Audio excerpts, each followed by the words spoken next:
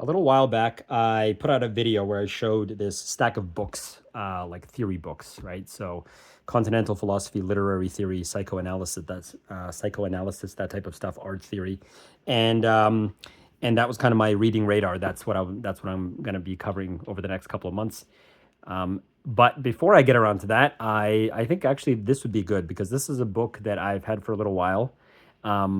Beginning Theory, an Introduction to Literary and Cultural Theory by Peter Berry. And this was not on that stack, but it's actually a really good book, and I want to talk about it. And I think it's if you're ever serious about learning about these subjects in more depth, this is actually a really good place to start. This is quite a well-known book, and I'm just going to take you very briefly through the table of contents. And the whole point here, what I really like about this book is how, whether we're talking about structuralism, whether we're talking about postmodernism, psychoanalysis, feminism, queer, Marxist theory, historicism, etc., every single chapter has this kind of format.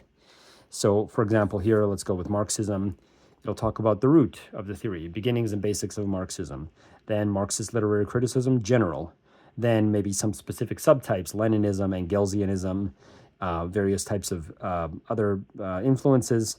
Then, and every chapter has this, it's what X critics do here. What do Marxists do? What do queer theorists do? What do postmodernists do? What is fundamentally, and most importantly, what are the actual concrete questions that they would use, the methodologies they would use? What does this theory do, right, in actual practical measurable terms? Because you don't get a lot of that always with these books. They're more focused. They take kind of a top-down, very sort of kind of bird's eye view of something without really getting into the actual nuts and bolts of what these critics actually do once they engage with a piece of literature, or whether a text, right? So that could be literature, that could be film, that could be the plot of a video game. I mean, whatever, right? Everything now, it falls under the umbrella of literary analysis, right? You're more likely to when you can literally do an English degree now, and they won't even call it that. It's more like literary studies, and it's a wide range of different kinds of text, and that's a general term that refers to any kind of narrative delivery vehicle, right? Whether it's a video game, whether it's an actual text like a book, or whether it's a film, right? So this is an excellent sort of toolkit for that. Something else I will mention, and I absolutely love this, chapter 14, Literary Theory, A History in 10 Events.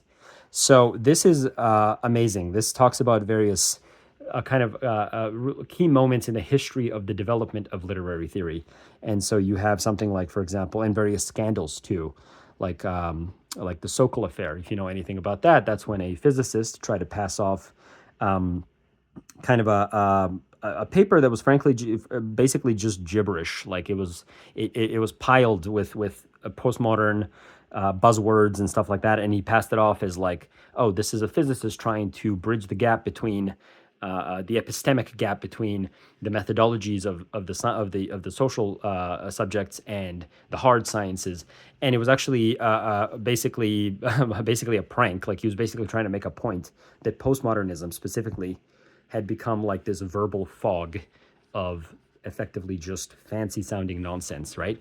And so, and again, there's a bunch of different events here that are covered in the history of literary theory, and then that's followed up by theory after theory. So this talks about basically the new directions in the realms of literary theory, and kind of looking at it for the 21st century, and what value does this subject or this field of activity have, basically, right? So really good book. I'll briefly show you the back if you want to pause and see. But yeah, this is an excellent place to start.